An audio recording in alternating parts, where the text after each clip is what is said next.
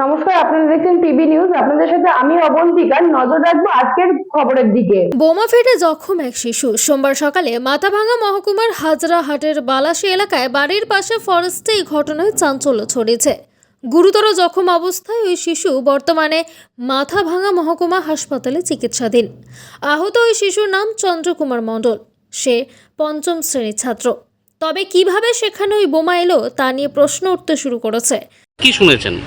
আমি তো ওইখানে তখন কেউ ছিল না, ও একাই ছিল।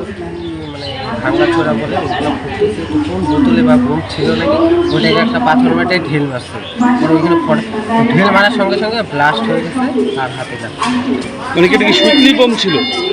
আমি দেখিনি এটা কি বোম ছিল, কি শুনলেন? বলতে পারবো একটা বোতলের মধ্যে বোম ছিল।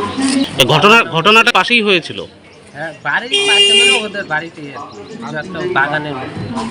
পাশে বাগানের মধ্যে। আচ্ছা, এখন হাসপাতালে নিয়ে আসা হলো। ঘটনার খবর পেয়ে ঘটনাস্থলে পৌঁছায় মাথাভাঙা থানার police.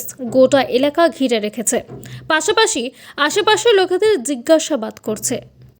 Bureau report, PB news. Sun hospital, এখানে যে কোনো রকমের চিকিৎসার বিশ্বস্ত প্রতিষ্ঠান।